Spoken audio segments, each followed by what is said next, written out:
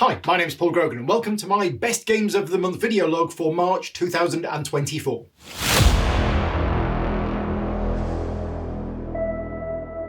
In this video, as always, I'll be covering all of the games that I've played in the previous month and also an update on the channel, what's coming new for the future, some other stuff that I've covered, and all of the usual things. Before we start, I just wanted to say a big thank you to everybody who entered the contest last month, and I'm actually going to be giving you the details of that contest now. So the winner from last month's contest was Craig Cameron, who won a copy of Waterfall Park. Thank you very much, Craig, for being a patron supporter of mine. You've been with me, I think, since near the end of 2022. I will be contacting you on how I can get that prize to you. Now, this month's contest is to win a copy of Kingmaker 2nd Edition, which was kindly donated to me by Alan Paul of Surprise Their Games, who's actually the designer stroke developer of the new edition of the game. Now, to enter the contest, all you need to do is click on the link in the description of this video. There is a Google form where it asks you for your name, your email address, and all sorts of things like that. Don't worry, I delete all of that information after I've done the draw, so I don't keep it for any other reasons. And also, if you are a patron supporter of mine, you get extra entries into the contest. And in addition to that, you need to leave me a comment in this video. So leave me a comment in this video as to which of the games that I talk about over the next hour is your favourite game, or which one of you played that you really didn't like. I'm really curious and always interested to find out which of the games that I covered did people like, dislike. Let me know. So yes, to enter the contest, you need to do two things. Leave me a comment in this video and also click on the description, click on the link in the description of this video to enter the actual contest. And I will be doing the draw sometime around the end of April, start of May, something like that. So you've got about a month to enter this contest. And thank you very much to Alan for donating me a copy of the game. Alan has said that he will be able to ship the game to anywhere in the world except for Brazil or any country that's at war. Considering most of the world seems to be at war at the moment, yeah, I don't know where that will ship to. But anyway, good luck with that if you enter the contest. Now, last month's video log was long. This one might be longer. I've got a lot of games here to talk about, and I'm very excited to talk about some of them. And the problem that I have when I get excited to talk about a game, I could talk about that game for 20 minutes, and I've got about 30 games to cover here. So we'll see how we get on. I've also just noticed that Loki's joined me. Are you coming up? He's not even squeaking. He normally squeaks when he comes in. Are you coming up? Monthly video log. No? Not interested. Right. Let's crack on. 1st of March. Seems so long ago now. This is live on the channel. If you are interested in watching this, this is a playthrough of Granja using the deluxe master set that was produced by Board and Dice. Now, Granja is an older game that was originally published by, I think, Spellbook and Stronghold Games. But Board and Dice got the rights to it and basically picked it up and did this deluxe master set with basically nicer versions of the components, updated rulebook and all sorts of things like that, and loads of additional modules and expansion sets. I did cover this game when it was on Kickstarter. I did a sponsored playthrough for Board and Dice where I played the game on Tabletop Simulator. And then, of course, X amount of months later, the final game arrives. Now, I remember Granja being a game that I really enjoyed. I've got the original version of the game and I've played it a whole bunch of times. So I was very excited to see a new updated version of it, even though the game is still exactly the same. I don't think they've changed anything with the game whatsoever, apart from clarified some of the cards. It's all of these additional modules to give you extra replayability. The video is live on the channel if you want to watch that. It is a tutorial and playthrough video where I teach two friends how to play, and then we play it. And that was not a sponsored video.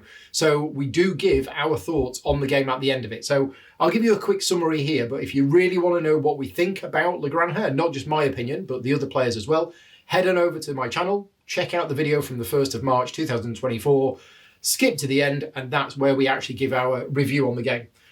Basically, though, I love it. I think Granja is a fantastic game. I really enjoy the mechanisms of the game and the way that it plays out. I like the pace of the game. I like the decision space in the game.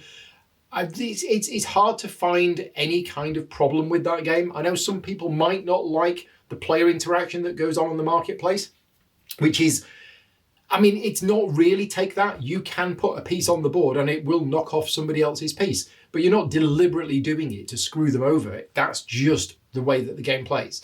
But yeah, really enjoy it. Now, we did play with one of the modules. We played with the Broken Roofs module, which is a new module, so I've never played with that before. I've only ever played the base game. I am keen to try some of the other modules because some of those look quite interesting. Some of them can be incorporated quite easily, other ones are a little bit more complex. But the Broken Roofs one was interesting because, and this will only make sense if you know Granja, but basically the roof tiles that come out every round, they get more and more expensive. So in round 1, a roof tile cost 1.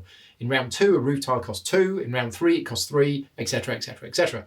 Now the roof tiles don't actually get any more powerful. In fact, they get weaker, which is really unusual. You're paying more even though the tile is weaker. And the reason for that is the more of these roof tiles you buy, the more points you get. So the one that you will buy on round 4 will cost you 4 money and it won't really have a powerful effect, but it will get you a whole bunch of points. I think it might even be 4 points or something like that. Now the broken roof tiles is interesting. So each year or each round of the game, one of these broken roof tiles gets added in. The broken roof tile always costs 1, but it has no ability on it. And initially, when I first set the game up, I was like, okay, well, you're not going to buy that. You'll buy that if you don't have the money to buy it. Otherwise, you won't buy it because you want to buy a tile that's got an ability. However, money is really tight in this game. And we were finding that whoever was the first player in that particular phase of the game was actually buying the broken roof tile because it was basically a way of getting a roof tile really cheap. So yeah, anyway, that's the Broken Roofs module. That's Granja. It's on the channel, as I say. If you want to see a playthrough of it, you can. And if you want to skip to the end of the video, you can see our detailed thoughts. Also on that day, according to my board game log, we played So Clover. I have no memory of playing So Clover, but my guess is that we went downstairs after the game of Granja and we played a couple of games of So Clover. That would be my guess. Who knows? Then on the 3rd of March, I played Mythwind. Now I spoke about Mythwind a little bit in the previous month's video log, and I've actually played it a few times this month. So on the 3rd of March, I got it out and we actually played Season 1 with Vicky. Now, Mythwind is a game which I thought Vicky might like because it's fairly low pressure. There's no, driving big bad enemy force trying to kill you or anything like that. It's just a relaxing game that you can take at your own pace. The rules are relatively simple and you have a nice feeling of progression within the game, no matter which character you play. We played Season 1 and then I persuaded her, I think a few days later or a week later, and we went back and we played Season 2. I have also done a practice game with a couple of friends, Emily and Becky, where we played through, again, Seasons 1 and 2, which was on the 27th. And then I covered it on the channel. So all of those games that I've just mentioned, you can't see them. They were played here, but the live playthrough we did on the 29th is public, and that is on the channel now if you want to see that being played. So the live playthrough we did was a 3-player game. Me, Becky and Emily playing the crafter, the farmer and the merchant. And we actually played through Season 3 of the game. So we played through Autumn, or for those of you watching in America, Fall, as you call it over there. But it's the 3rd season of Year 1. We had planned to actually play Autumn and Winter. We'd planned to play 2 seasons of the game, but it took us just over 2 hours and we'd only managed to play 1 season because I was explaining things as we go and stuff like that. So anyway, there's a video on the channel which you can watch to see how Mythwind plays. The reason why I wanted to do a 3-player game is that there are a lot of other videos for Mythwind going around at the moment. A few of them are sponsored, a few of them are not sponsored, but when I was looking for videos on Mythwind, I was finding a lot of solo or solo two-handed videos. I didn't find any, and apologies if there are some and I've missed them, with people playing with 3 or more players. So I really wanted to show off the 3-player aspect of the game because I believe it does have a slightly different feel to it in the way that the town actions work and the cooperation between the players. The cooperation between the players is fairly light because there's 0 player interaction with the game. Now, Mythwind. I'll talk about it briefly here, bearing in mind the video that I did last week was a sponsored video by the publisher. Thank you very much to Brendan and the other people at Open Owl Studios for sponsoring me to create that video. But Mythwind, the way I've summarised it is it stands alone. Now, I've been playing games for a very, very long time. I've been playing games for over 40 years, and I've been playing games seriously for about, I don't know, 20, 25 years, something like that. I've played hundreds of games, and I've played lots and lots of different styles of games. And then there's Mythwind. I can't think of another game like Mythwind at the moment, because it's doing something different. And I said this in the video. All credit to the designers and the publisher of this game for breaking out of the mold and doing something different. And that difference is what makes the game exciting, what makes the game something different enough that people are talking about it, but also that's the reason why it's had a number of negative reviews. Now, these negative reviews are all focusing, from the ones that I've read anyway, on the fact that the game doesn't have this end goal. It doesn't have this big epic feel or anything like that. It is doing something different. If you want a game that you can sit down in an afternoon and just go, tell you what we're going to do this afternoon, I'm going to plant some vegetables, I'm going to water the crops, I'm going to breed some cows, I'll sell them, I'll make a bit of money. What was the objective? Oh, the objective was to do this. Sure, yeah, we did that quite easily. Right, next season. There's no time limit on this game. You can take as long as you want to play this game. And the reason why this is advertised as a game that you could theoretically play forever is because you can. You can just keep rinsing and repeating and you can doing the same thing. Now, the good thing about the game is that it is fairly accessible. It is a game that you could relatively easily play with non-gamers, although it has simultaneous play. So you do need to make sure everybody knows how their particular character works, rather than just leaving them to it, because they might go off and play something completely wrong. The production quality is fantastic. The save system and the way that everything goes in the plastic trays and then you just pop it all back in the box, really good. They've really put a lot of effort into that, and it shows. The storyline of the game is fairly light. There is a bit of a narrative and there is an evolving story, but it's a fairly light story. It's nice, but it isn't your, epic, big fantasy narrative game with, big monsters appearing or anything like that. As I say, it's a very different style of game. If I had £1 for every time I said it's a different style of game in this video, I'd be very rich. Yeah, so that's it. I think that's probably it. Now, Mythwind is back on Kickstarter right now with some tweaks to the base game, because there are some tweaks that are needed. A couple of the characters don't work quite as well as they should, or are overpowered. So they're making some tweaks to the characters. But in the new expansion set that's going to be released, they are actually having interaction between the players, because at the moment, there is no interaction. You will discuss together what you want to do in the town phase, but then after that, you're going and doing your own thing. And the two characters are completely unrelated. But in the new expansion, I believe that they are working on ways that one character might do something which could then be used by another character. So that seems quite interesting. What I'm going to do is I'm actually now going to put the game away and it's going to go on the shelf. And the reason for that is I've got so many other games to play, but I don't want to play anymore because I am curious about these changes that are going to be made. So for me, because it's a game that I will probably only ever play through once, although it has different characters and each character is so different, maybe I would play it more than once. But I kind of want to wait until they've tweaked these characters in order to carry on playing. So yeah, Mythwind is going in the box and is going back on the shelf for now. I will happily play it for a bit if somebody else wants to play it, or lend it to some local groups or whatever. But once they've released the tweaks and the expansion, that's when I'm going to go back to it. So yeah, that's Mythwind. Next up, on the 4th of March, Inventions, Evolution of Ideas. This is Vital Lacerda's next big box game. I say his next one. It's the one that's actually being delivered right now. And in fact, some people have already got their copies of it. I got my copy of it. It's just over there.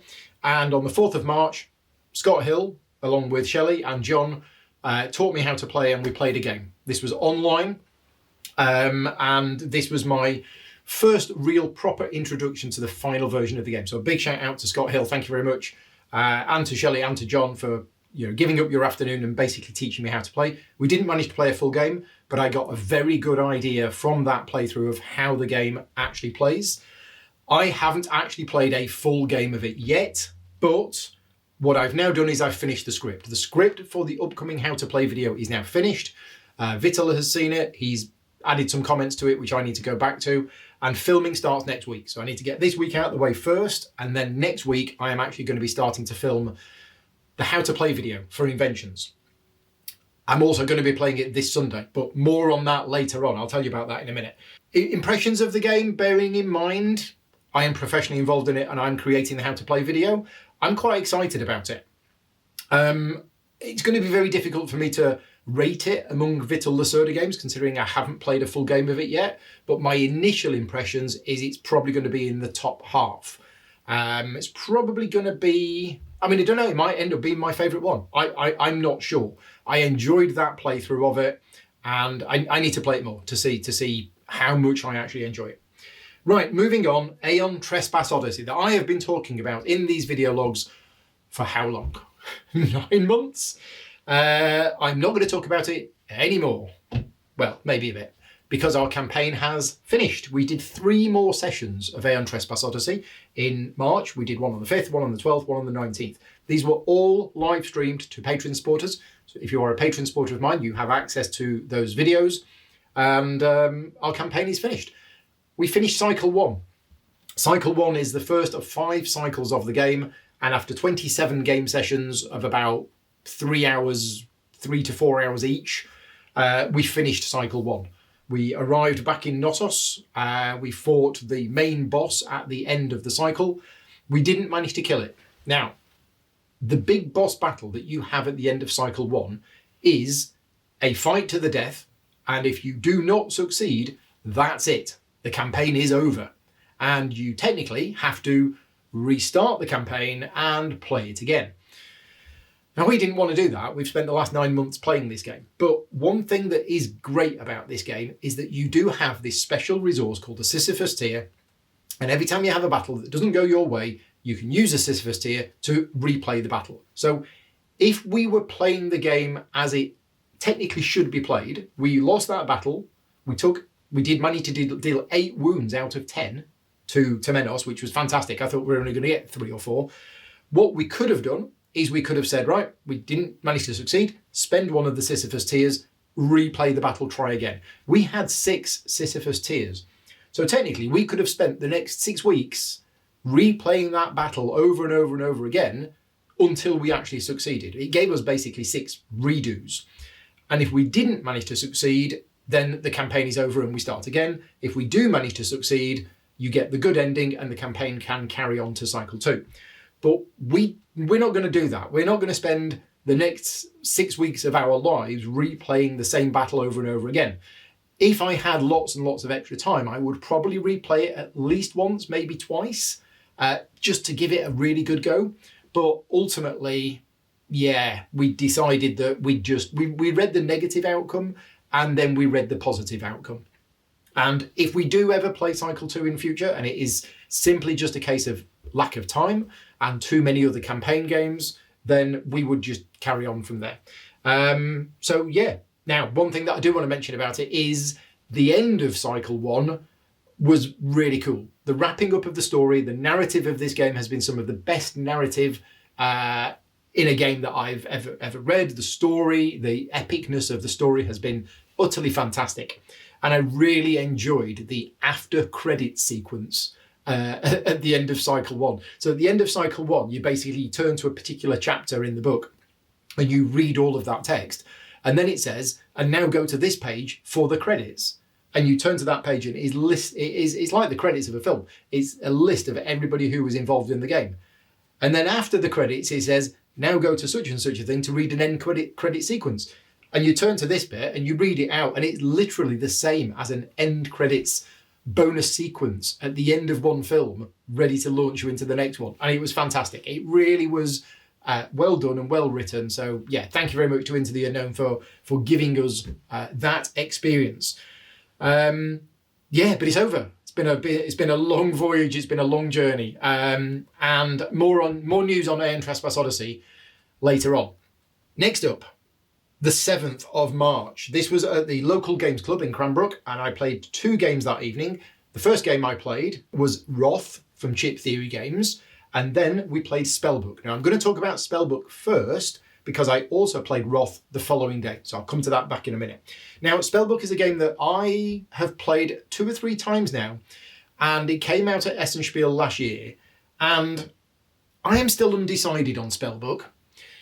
I don't know. I've spoken to a lot of people that really didn't like it. And that has made me, because initially I was like, I really enjoyed this game. This game's great. And then I played it again and I was like, oh yeah, this game's really great. I like this game. And then I spoke to loads and loads of people that went, eh. So these are people whose opinions I respect and I trust and usually like similar types of games to me. So the next couple of times I played it, I've gone into it with right, am I just over enjoying myself for, I don't know, some reason? Is this game a good game? Anyway, I've played it twice since and I'm still undecided. I don't know. There's something about this game that's a bit weird. It's nice, but I don't think it has... Yeah, it doesn't have enough. Now, bearing in mind, I've only played with the basic set of cards, and I think the game is going to become a lot more interesting with the advanced cards, but also it's a short game. This is like a 45-minute game. I think we played, with a full teach, we played a game in 45 minutes. So for me, if it's a 45-minute game, it doesn't have to be, you know, absolutely perfect or amazing. It just has to be enjoyable for that period of time. I still want to play it more because I want to play with these additional cards and things like that. But if you have played the game, let me know what you think about it, because I don't hear many people talking about this game, and I want to know what you think about it if you have played it. One concern I have about the game, and one thing that I am not keen on in the game, is that it's too slow to get going. You probably play the first 3 or 4 turns not really doing very much. And I'm like, why didn't the game just give you more stuff to start with? Because everybody for the first few rounds of the game is just gathering some of the tokens and then putting a thing on here. You'll go, gather 2 tokens, put one on here. You'll go, gather 2 tokens, put one on here. I don't know. My only thinking is that one of the things that you can do on your turn is to spend one of your materia, which are the resources that you're collecting, to place it on your cauldron. And the more you place on your cauldron at the end of the game, the better. And in most games I've played, everybody has gone, I'm going to take 2 tokens and put one on my cauldron. I'm going to take 2 tokens and put one on my cauldron. And that, I think, is why the progress is slow, because you need these tokens to buy spells. And next time I play, I'm actually not going to put one on my cauldron. And that might be why the game starts off slow, because if you are taking 2 tokens and putting one on your cauldron, it is going to be a slow start, because you're not going to have enough to be able to buy a spell early. Whereas if I go into the game and I say, right, I'm going to take 2 tokens, I'm not going to put one on my cauldron. And then next turn, I'm going to take 2 tokens and I'm going to buy a spell. Suddenly, I'm ahead of the curve in buying a spell. But intuitively, everybody always seems to want to put a token on their cauldron because that's worth points at the end of the game. Anyway, let me know what you think about it. I'm going to try and get a game of Spellbook in this coming weekend. Right, next up, Wroth. So I played Wroth at the club on the 7th, and then we did a live playthrough on the 8th. This is a new game coming from Chip Theory Games that is very different from everything else they've ever done, in that the price point is low. It's a area control game with a lot of fighting between the players. Okay, Chip Theory Games normally do fighting between the players. It doesn't really have many chips in it. And yeah, it's an external designer, which they don't normally do. They normally design everything in-house.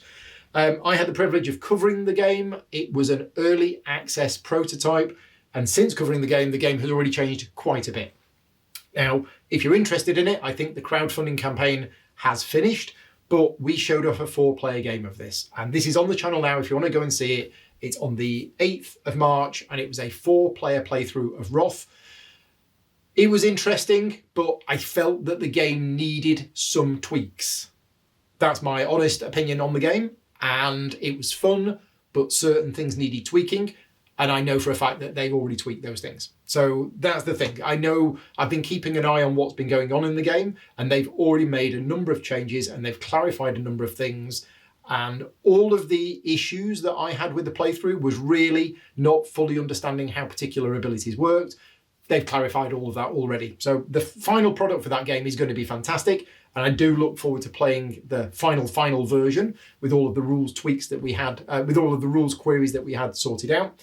But yeah, that's it. If you backed or didn't back Wroth because of my video, let me know. Next up, on the 10th of March, 2 sessions of Lord of the Rings Journeys in Middle-earth. So normally we meet up with Mark and Sally once or twice a month, and we are playing through Lord of the Rings Journeys in Middle-earth. We've played through all of the original campaign, and we are now playing through the Shadowed Paths campaign. But I felt that I wasn't playing enough of it. And the reason for that is because Agamonia has arrived. And Agamonia is a game which I think would really fit well with the group of people, me, Vicky, Mark and Sally. So basically I've said to everybody, look, I want to be playing more Lord of the Rings Journeys in Middle-earth so that we can finish it, right? I want to play it. I enjoy playing it. And I do want to play to the end of the campaign, but I want to play quicker so that we can get onto Agamonia. So we played 2 sessions and we've even got a session tomorrow night as well. And yeah, we are continuing the Shadowed Paths campaign and we're just enjoying it. I mean, I've spoken about Lord of the Rings Journeys in Middle-earth countless times over the last few years, so I'm not going to go into more details of it anymore. But yeah, we're playing the Shadow Path campaign, and it's nice. I've been painting some of the miniatures as well. More on that later as well. Next up, on the 13th of March, I got the opportunity to play Galactic Cruise with the designers. So the 3 designers of Galactic Cruise joined me for a live stream on the 13th of March. This video is on my channel now. It's a long video. It's 4 hours long because it was a full game and we were playing remotely and over Tabletop Simulator. So it's always going to be a bit slower. This wasn't a sponsored video. I agreed to do this because I think Galactic Cruise is a fantastic game and I wanted to see what the expansions had to offer. So I agreed. I said, look, I'll happily give up an evening. I'll play a game with you online, to help the campaign and show people what's in the expansions. But that wasn't a sponsored video. I didn't get paid anything for that one. And yeah, it was good. In fact, one of the expansions I will probably always use, one of the modules in one of the expansions, because it's 2 expansions, each of which contains a whole bunch of modules, and you can choose as many modules as you want. And even the designers have said, do not play a full game with all of the modules. It's just too much. You need to chop and change and use whatever bits you want to use at the time. But there's one of them that I would definitely always use, which is the one where you get to start with one of your upgrade tiles already there on a planet. It's possibly one of my only few slight, very minor criticisms of the game, in that you will play a full game of this and you will have only unlocked possibly 4, maybe even 5 of your upgrade tiles out of the 8 that you've got. And it can be a little slow to get that first one out there. So the prelude module, as I'm calling it, is where you remove one of those upgrade tiles and place it on one of the destinations straight away, thereby giving you more of an asymmetric start at the start of the game, because you're like, hey, look, I've got a cool special ability that applies right now. So yeah, I would probably use that one all of the time.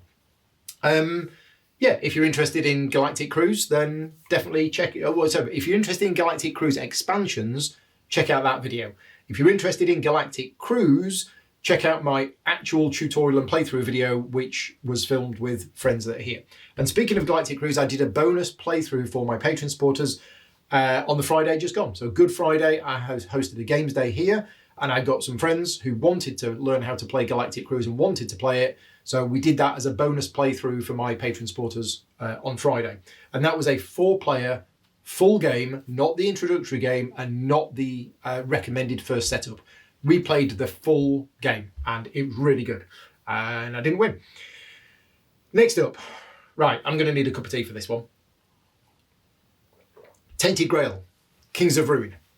I have gone on record in the past and said that the original Tainted Grail game is probably, I say probably, forget the word probably, is my favourite narrative-driven experience ever.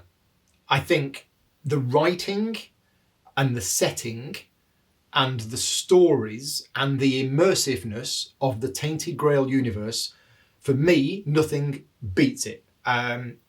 It's just, yeah, there's certain things about it.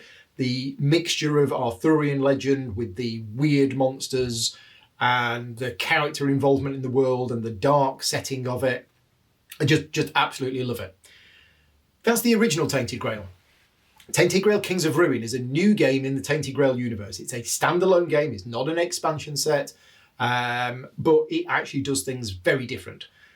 It was quite delayed. I was due to cover this game originally in like August of last year, or maybe then December. And anyway, it got put back and put back. The game finally arrived. And on the 15th, I got a chance to actually play it. So me and Pete did a practice game on the 15th in the afternoon. And then Rob joined us in the evening, and that is on the channel now. So tutorial and playthrough of Tainted Grail Kings of Ruin is on the channel, 15th of March, 3 players. Since then, though, I have played it a whole bunch. So Vicky played the original Fall of Avalon Tainted Grail campaign with me and was actually quite looking forward to the Kings of Ruin campaign. Having played those 2 games on the 15th, I was like dripping with excitement. I really just wanted to play it. And since then, me and Vicky have played it many, many times. I've lost track of the amount of times we played it. Basically, we've had it left set up downstairs on the dining room table, and we went back to it for like an hour a day or a couple of hours here and there. We are now at the end of chapter 3. There are 10 chapters included in Kings of Ruin. We are at the end of chapter 3. We've probably put in about, I don't know, maybe 15 or 20 hours so far. My thoughts on the game, bearing in mind, I did do a sponsored playthrough video. It's the game that I am most enjoying at the moment. Again, from a narrative story point of view, the writing is amazing. The stories are really, really good. The world, the setting, I am completely and utterly immersed in the game. And also, I am enjoying the actual gameplay and the mechanisms. Now, for those of you that don't know, the original Tainted Grail game, Fall of Avalon, came in for a lot of criticism about the difficulty and the amount of grind and the amount of punishment. And it needed house rules in order to have a game that flowed better and a better playing experience. They have fixed all of that with King of Ruin, absolutely all of it. In fact, all it needed was a few tweaks here and there. And suddenly you've got this game which is like no longer as punishing as it used to be. It's still hard. You've still got to really think about things. And you still can't just go into fights just, all guns blazing. You've really got to be careful. But yeah, it's been really, really good. I can't really say too much because of spoilers. But yeah, the experience of playing has been fantastic and can't wait to play more of it. Really, really enjoying it. It is the game that I am enjoying the most at the moment, and I just want to play more of it. So yeah, that's Tainted Grail, Kings of Ruin. Will there be any more Tainted Grail, Kings of Ruin content coming to the channel? Unfortunately not, because I'm playing it with Vicky and we're playing downstairs in the dining room. So yeah, there won't be any actual more content coming to the channel, but I will be talking about it over the next few months. Next up, on the 20th of March, and then on the 21st, and then twice more on the 22nd, is Windmill Valley. So I've played Windmill Valley 4 times in March.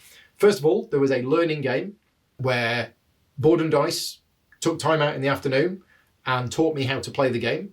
Thank you very much for that. Then on the 21st, I took it to the local Cranbrook group and I played a game of it there. And then on the 22nd, friends came over in the afternoon. We played a practice game of it there. And then we did the live stream in the evening. So that's the one that's on the channel. If you want to learn more about Windmill Valley, this is a game coming from Board and Dice. It's going to be released in the summer of this year. I believe UK Games Expo is going to be the actual launch of the game. You can pre-order it from Board and Dice, but it's not Kickstarter. It's not crowdfunded whatsoever. You can pre-order it from Board and Dice, but it is a straight-to-retail game. It's by Danny Garcia, who also did Barcelona and various other games. And yeah, I'm playing it again this weekend because I think it's really good. Windmill Valley is a really nice game where you upgrade your action wheels. Basically, the core mechanism of the game is that you've got these 2 gears that interlock with each other, and each of them at the start of the game does basic actions, but one of the things you can do, one of the things you can do is you can upgrade those gears for improved actions. And then when you turn the one on the left, the one on the right turns. It's really, really nice. But it's a medium weight game with the added complexity that one action might chain into another one, which then might chain into another one. So you just need to keep track of where you are. But yeah, played it 4 times, really enjoyed it. And if you're interested in hearing more about it and seeing how it plays, that video is on the channel right now. Also at the club, after the game of Windmill Valley, because we had half an hour free, I was like, okay, we got half an hour free. What should we do? We'll play 6 Nimmt. I've not played 6 Nimmt for a very, very long time. 6 Nimmt, or Take 5 as it's called in the UK, I believe, is a very, very simple card game that is one of the first games that I was playing when I seriously got into board games in the late 90s. Played it loads. It's a bit of fun. It's quite random, but we played it for 20 minutes and it was fun. And that's it. So that's 6 Nimmt. Now, just going back to the 22nd, I mentioned that I had friends over in the afternoon and we did the practice game of Windmill Valley. Well, that's not all we did on that day. No, Marcus came over, good friend of mine, and we played 5 games of Mindbug Battlefruit Kingdom. 2 of those were streamed. So if you're interested in seeing those, they are on the channel now. It was a live stream that was done on the 22nd of March. So Marcus came over, we played 3 games of it to practice, And then we did the live stream, and in that live stream, we managed to get 2 games in. Mindbug Battlefruit Kingdom is the latest standalone game in the Mindbug series. It's not quite out yet. And in fact, there's going to be 2 of them. There's going to be Battlefruit Kingdom and Battlefruit Galaxy. We played Battlefruit Kingdom, and Mindbug is a really, really good game. It's a very, very simplified 2-player battling card game, which fixes all of those issues that there are with every other 2-player battling card game. In that, you buy a deck of cards and that's it. And at the start of the game, you shuffle the cards and you deal 10 each, and that is your deck, right? There's no collectible nature to it or anything like that whatsoever. The different expansions just give you more cards to play with. But it's a game that takes anywhere from, 5 minutes to, well, we played one game that I think was about 30 minutes long. That is very rare, very unusual. It's like a 5 to 15 minute game normally, and you've just got to try and deal 3 points of damage to your opponent. The twist in the game, if you don't know Mindbug, the twist in the game is twice during the game, when your opponent plays a card, you can say, I'm going to have that. And that's it. That is an absolute genius idea, because in any game like that, you will get cards of different power levels, and the Mindbug mechanism basically balances the game. And suddenly it becomes a game of, when do you use the Mindbug? And the bluffing element of, I'm going to play this card. Oh, you're going to Mindbug that, are you? All right, you're now out of Mindbugs. Right, I'm now going to play this card. It's just fantastic. Really, really enjoy Mindbug. Can't remember when the base game came out. Probably about 4 years ago now. But anyway, keep an eye out for those. They are coming out later this year. So that's Mindbug, Battlefruit Kingdom, and Battlefruit Galaxy. Then, finally, on the 26th, last Tuesday, a week ago today, I'm recording this video on the 2nd of April, 2024. So last Tuesday, we started the ISS Vanguard campaign, and we're continuing it tonight. Now, for those of you who have followed my channel for quite a while, you might be thinking, well, didn't you already start the campaign like a year and a half ago? And yes, I did, but we've started again, and we've actually started this time to play it through to completion. So last week, we played the tutorial scenario where we landed on TOI 2, and we went through all of that story stuff. And tonight we're going to be landing on Pellucid, which is a fixed scenario that you do next, but I believe after Pellucid it kind of opens up. ISS Vanguard, if it weren't for Tainted Grail, Kings of Ruin, would be the game that I'm enjoying the most at the moment. Even though I've only played 1 session, I love the setting of ISS Vanguard, and I love the fact that we're going to be exploring, we're going to be upgrading our ship, we're going to be going on these adventures. It's the same designer, it's the same writer that did ISS Vanguard and did Tainted Grail. So there's obviously something in me that likes what this designer is doing. So yes, ISS Vanguard last Tuesday, and we're also going to be playing it again tonight. The ISS Vanguard streams on a Tuesday night are live streamed for Patreon supporters. And the reason why they are Patreon only is it's round at a friend's house with a webcam on top of a box of games. It's really low quality, and it's not the kind of video that I would want really on the public channel. But I'm more than happy to share these videos with my Patreon supporters. So if you're a Patreon supporter of mine, you get to watch our playthroughs of the ISS Vanguard campaign on a Tuesday night, or you can watch them back later if you want to. Now let's move on to the other games that I've played in the last month online using a combination of Board Game Arena, the Hero Co-op website, and various other things. So Granja, I mentioned that I've played a game of that using the physical version of the game right at the start of March. I have played another game of that on Board Game Arena. So if you want to play Granja, it is available on Board Game Arena. It is the original version of the game, but it's exactly the same game, just without all of the expansion modules, and the graphics look a bit different. I've played a game of Federation.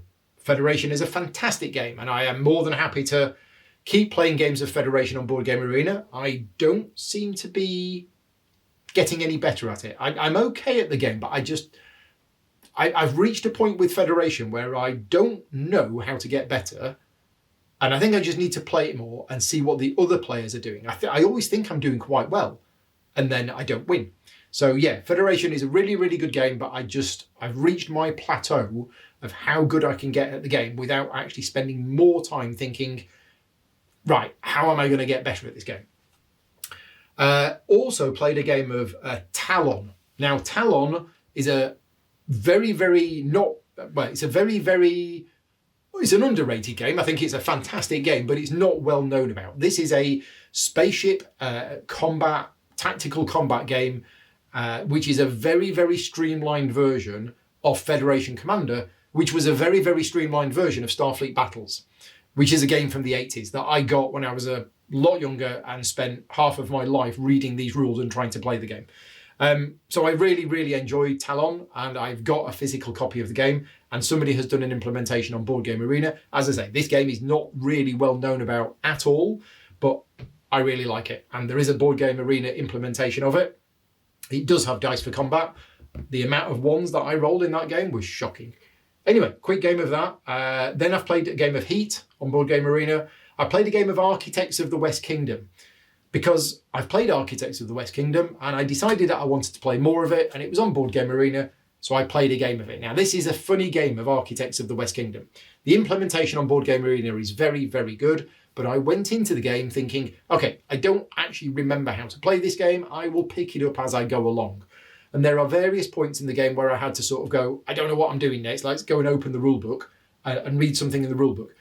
But there were other parts of the game where I kind of just went, oh, it's my turn. Oh, I'm a bit busy with something. I'll just do that.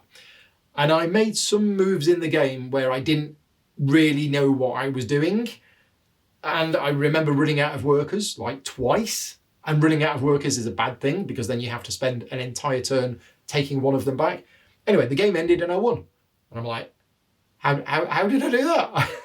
And people said, well, you managed to do this and this and this. And I was like, yeah, but I didn't know what I was doing. So yeah, I want to play that more because I do enjoy it. And now that I sort of half know how to play the game. I've also played another game of Wingspan on Board Game Arena. I'm still undecided on Wingspan. I enjoyed it, but still not sure about it. And I played a game of Forest Shuffle using the new expansion. So Forest Shuffle has got a new expansion coming out very soon, which I've actually got a physical copy of. But you can play it on Board Game Arena with the new expansion. And the big question is, does it fix the problem with the wolves and the deer? I've not played it enough to know. Some people have said it helps, but it doesn't fix it.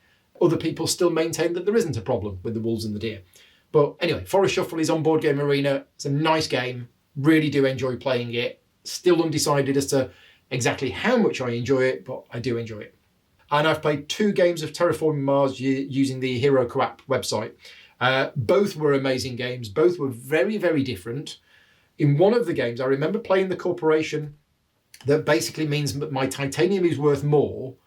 And then I got the starting card, which meant my titanium was worth even more. And then I got another starting card that increased my production of titanium. It was like, suddenly in a deck of like 300, 400 cards, I've got all of the cards that work well together for this particular thing. Well, not all of them, but enough of them. So I played this game where I was getting this massive discounts on space cards, and I was generating like 5 or 6 titanium a turn, and every titanium was worth 5 or 6 discount. It was crazy. It was a really, really fun game.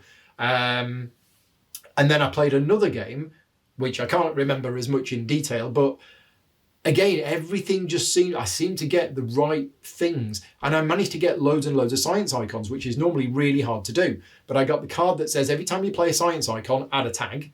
And then and then when you've got 2 tags, remove them to draw a card. And another one that's every time you play a science tag, you can discard a card to draw a card.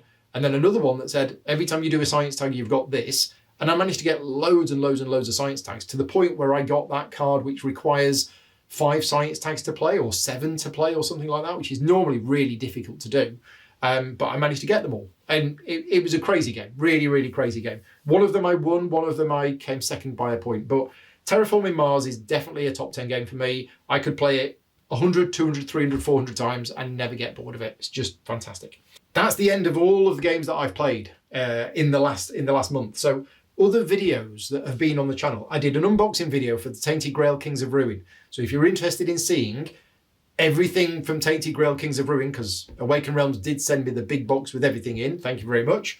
I've also done an unboxing video for Inventions, Vitor Lacerda's game. I did an interview with Phil Pettifer about the upcoming Mage Knight expansion. So yeah, for those people who don't know, Mage Knight is going to be getting another expansion. It's been many years since the last one. And I got to interview Phil Pettifer, who is the lead designer on this new expansion. So that is on the channel now if you're interested in watching that. And there is also an interview about the Earth expansion on the channel as well. Other things that I've been doing offline games, we have completed all of the testing for the scenarios of Perspectives 2. So Perspectives is a game from Space Cowboys that's designed by Dave Neal, which is another one of these. It's not an escape room style game, but it is definitely a story puzzle style game. And Perspectives 1 is out now. Perspectives 2 is coming out at some point in future. We did the testing for it. Fantastic, right? All of the 3 cases from Perspectives 2 are much, much better than Perspectives 1. Perspectives 1 we enjoyed, but Perspectives 2 was a lot better. So if you got Perspectives 1, and I'm actually curious to know how many people watching this video have got Perspectives and have played it, because again, I think it's a fairly under the radar game. Let me know. But if you didn't enjoy it that much, but you enjoyed it a bit, definitely keep an eye out for Perspective 2. And I also did a rulebook consultancy and test for Stalker, new game from Awaken Realms, which is going to be coming out at some point in future. I don't know. But yeah, Awaken Realms commissioned me to basically do a rulebook consultancy and test for the rulebook that they've been writing for Stalker. I can't talk about the details because I'm not allowed to, but basically the process was, got the rulebook, we read through it, and then we tried to play the game from the rulebook, cross-referencing and looking things up, and then I spent a few hours giving them my feedback on the rulebook to them. So I'm not the editor of that rulebook. I have done consultancy for it. I have given all of that feedback to Awaken Realms. How much of that feedback they take on board is up to them, really. So yeah, I just want to get across the because I used to be a rulebook editor, and I don't want people to go, oh, Paul Grogan did consultancy for it, therefore the rulebook is going to be fantastic.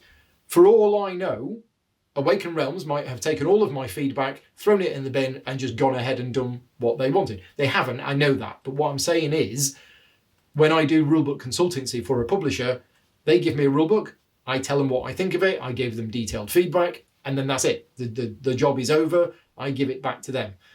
Most of the time, the publisher will take on board that feedback, and then they will make the appropriate changes. But ultimately, that's their choice how much they do. We did enjoy the game though, so yes, I'm looking forward to that coming out. Right, coming soon on the channel. Well, coming soon in general. This Thursday, I'm off to Bacon. Bacon is a local convention that's been running for 40 years. It's held near Exeter, and it starts actually tomorrow. It starts on the Wednesday, runs through to the Sunday. I'm going to be going there on Thursday, so I'm there Thursday, Friday, and Saturday. I don't go to Bacon on the Sunday because it closes around noonish, so I have the morning here to basically tidy the house. And then what happens is some of the Bacon attendees will be coming to my house afterwards. So I've basically invited people who are going to be going to Bacon who think, yeah, 4.5 days of gaming is not enough. We want another few hours. So they're going to come around here in the afternoon and we're going to be doing some gaming. The game that I'm going to be playing is Inventions, Evolution of Ideas, and I am going to be live streaming that for Patreon supporters. Again, the reason why it's going to be for Patreon supporters is I've not really played the game, and I do not feel comfortable doing a public playthrough video for a game where I'm basically stumbling through the rules. I will do one for the game once I'm really comfortable with the rules, but not while I'm in the state of this sort of not really understanding it properly. So that's happening this Sunday. You will get a link if you're a Patreon supporter of mine to the playthrough video this Sunday. More ISS Vanguard. We're playing tonight, so that'll be live streamed tonight and every Tuesday, although it might be moving to a Wednesday because of various reasons, but once a week we're going to be continuing the ISS Vanguard campaign. On the 10th of April, I'm going to be going back to Reign of Hades. So I've already covered Reign of Hades twice on the channel, playing the tutorial scenario, which is the prologue, and then scenario 1. I'm going to be playing through scenario 2. And that's going to be happening on the 10th of April. And I'm going to be playing it with 4 players. So we're going to see how the team mode works, because the 2 previous videos that I did for Reign of Hades were 2-player games. Now we're going to be playing 4-player. And it has a very interesting team mode, and I specifically wanted to try it at 4 players. And I wanted to do a video at 4 players to show you how the game plays with that player count. So that's happening on the 10th of April. On the 13th of April, and I haven't told anybody this yet, but I'm going to be doing a solo game, and it will be down to my patron supporters to vote on which solo game I'm going to be covering. And that's going to be on Saturday, the 13th of April, because on the Friday, when I normally do playthroughs, we're actually away. We're going to the local library for some murder, mystery, crime, drama thing. So yeah, there won't be anything happening on the Friday, the 12th of April. So instead, I'm going to do a solo playthrough on the Saturday. Arriving later today, and I'm surprised that the doorbell hasn't gone while I've been filming this video, is the new game in the Project L series. So Boardcubator, the publishers of Project L, have been resurrected after disappearing after a failed Kickstarter. They've come back and they've got a new Project L game, which is called Square One. It's not an expansion set to Project L, it is a standalone game, and it's going to be arriving later today, and I am going to be covering that on the channel. I'm going to be taking it to Bacon with me this weekend, but I'm going to be covering that on the channel. That's happening on the 19th of April. Also on the 19th of April, I'm going to be doing a playthrough of Earth with the new expansion, with the Abundance expansion, which is sat over there. I've already done an interview with the designer and Connor from Inside Up Games on that, which is on the channel if you're interested in watching that. And we're going to be actually doing a playthrough of it on the 19th of April. That's it. That's pretty much most of the plans. There will be some extra stuff going on in April as well, but it hasn't 100% been decided yet. So, other things that I wanted to tell you. One thing that happened during the live Q&A that we did in the middle of March is that somebody asked a question which related back to my first video that I put up on the Gaming Rules channel.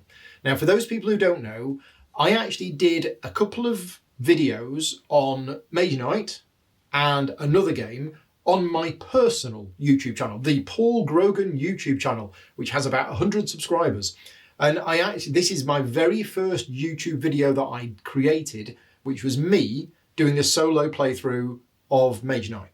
That is not on the Gaming Rules channel because Gaming Rules was not a thing at that point. But then when I decided that I kind of wanted to do this a bit more, I created the Gaming Rules brand, I created the company, and I created the YouTube channel.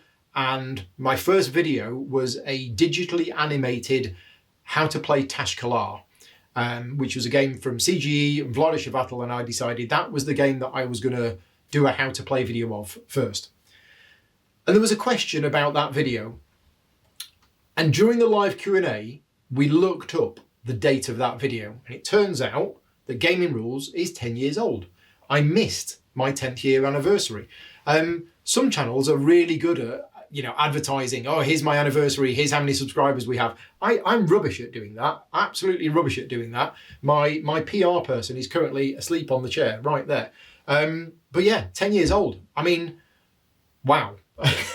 It's been a difficult 10 years. It's been a journey. It's been an interesting journey because in those 10 years, I have gone from creating these videos at weekends and evenings while I had a job, then giving up the job and doing it full time, doing loads and loads of 3D digital animations, then stopping doing those digital animations, doing a different style of video, then getting into rulebook editing, then a couple of years ago giving up rulebook editing, then when our internet got upgraded in Columpton about 4 or 5 years ago, starting to do live playthroughs, which I just simply wasn't able to do until then. And then about 5 or 6 years ago, launching the Patreon. So those 10 years have been, it's not always been the same. It's been a lot of changes in those 10 years. Yeah, it's been a journey. And thank you very much to all of the people that have joined me on this journey, because I know some of you were there right from the start, and it's very much appreciated. And this journey is continuing, and we'll see where it leads us. Other things that we've done, I've been doing a bit more painting recently. I've had a bit of a painting hiatus, but I've done some painting. So I'm going to show you on screen now. These are some of the miniatures that I've painted since Christmas, really, because I don't think I've shown these. So these first ones are from Aeon Trespass Odyssey, and I'm sure I've probably put some of these pictures up there before. But this is the Hecaton from Aeon Trespass Odyssey. This is Labyrinthaurus, which I was really happy with how this came out. This is the Hermesian Pursuer, which is one of the big bad guys that you can fight. And then this is the Alpha Temenos, which is absolutely huge. And then also on screen now is a picture of some of the Titans that I've painted. I'd not painted all of the Titans, but since we're not playing Aeon, Trespass, Odyssey anymore, this has gone away. And one of the things that I've been wanting to do for a very long time is to paint more of the miniatures from Lord of the Rings Journeys in Middle-earth, because we are playing through the campaign and every so often the app tells us, oh, put these monsters on the board, and they're not painted. And considering how many of the miniatures from that game I have painted, I don't like the fact that we're using a mixture of painted and unpainted miniatures. So in the last week or so, I've managed to paint some more. So these are some of the spiders. Well, these are all of the spiders. I've also painted my character, Nimmt. I'm really happy with how this came out. A big thank you to Sarastro for the colour scheme. I've also painted the Balrog, because we're going to be meeting the Balrog. Well, I don't know if we're going to be meeting the Balrog or not, but our next adventure is going into Moria. So, and the Balrog was included as part of this expansion set. So I wanted to paint the Balrog before we actually met the Balrog. So yeah, been doing a bit of painting as well. That's about everything. So yeah, let's wrap things up.